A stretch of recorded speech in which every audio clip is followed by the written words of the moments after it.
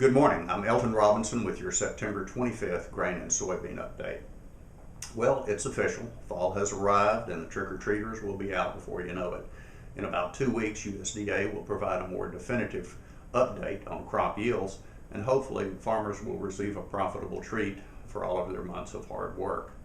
According to crop progress reports for the week ending September 20th, about 10% of the U.S. corn crop is harvested, a little ahead of last year's pace, but behind the 5-year average.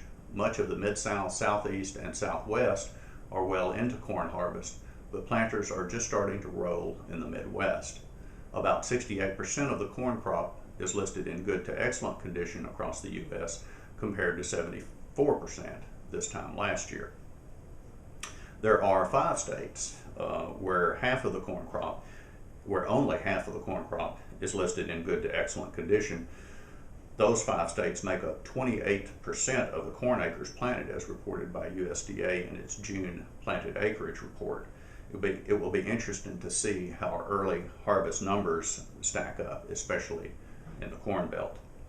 Meanwhile, U.S. soybean harvest is about 7% complete, with gathering well underway in Louisiana, Mississippi, and Arkansas. 28% of the U.S. sorghum crop has been gathered, with harvest nearing completion in Louisiana and Arkansas. About 75% of the U.S. crop is listed in good to excellent condition. A little over half of the U.S. rice crop has been harvested, with Louisiana and Texas virtually wrapping up harvest, with Arkansas and Mississippi now past the halfway point. California is just getting started, and while Missouri has made progress, it still lags behind the 5-year average. About 20% of the Arkansas rice crop is listed in poor to very poor shape. Arkansas is the nation's largest rice producing state, with about half of the country's planted acres. And now for a closer look at what's happening in individual states, where the hint of fall is in the air and the rising tide of harvest right around the corner. Alan Davis with Greene County Extension in Arkansas reports corn, rice, and grain sorghum harvest continues in earnest. Fields are being cultivated to plant next year's crops. A few double crop soybeans are receiving a final irrigation.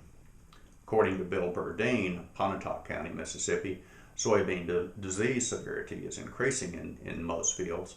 Rain is needed to finish late soybeans, hay, and pastures. Growers are seeing effects of soybean midge and sugarcane aphids in fields, and dry soils are making nematode hotspots easy to see. In Illinois, corn harvest picked up in the central and southern regions, with average temperatures a little above normal. Corn maturity reached 78% compared to 53% last year, and a 5-year average of 69%. The state planted almost 12 million acres to corn this spring. In Indiana, a mostly dry week helped dry down crops for harvest. Corn and soybean harvest is underway, and other activities including preparing and repairing harvest equipment, cleaning grain storage facilities, and mowing roadsides. Now, let's take a quick look at export numbers for the week ending September 17th.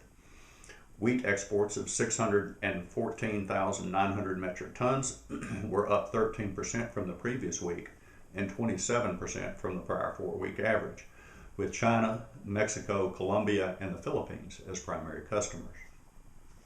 Corn exports of 795,000 metric tons were down 1% from the previous week, with over a third of that going to Mexico.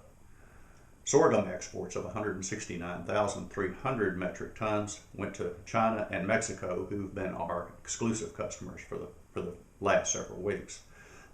Rice exports of 93,000 metric tons, up 26% from the previous week, but were down 10% from the prior 4-week average. Mexico, Japan, and Iraq were our biggest customers. Soybean exports of 350,000 metric tons were primarily to China, the Netherlands, Japan, and Mexico. Soybean meal exports of 90,000 metric tons were down 32% from the previous week and 40% from the prior 4-week average, with South America as the primary destination. Soybean oil exports of 25,000 metric tons were up noticeably from the previous week and from the prior 4-week average, with Canada, Venezuela, and Mexico as primary destinations. Beef exports of 12,000 metric tons were up 40% from the previous week and 20% from the prior 4-week average, while pork exports of 18,000 metric tons were up 22% from the previous week.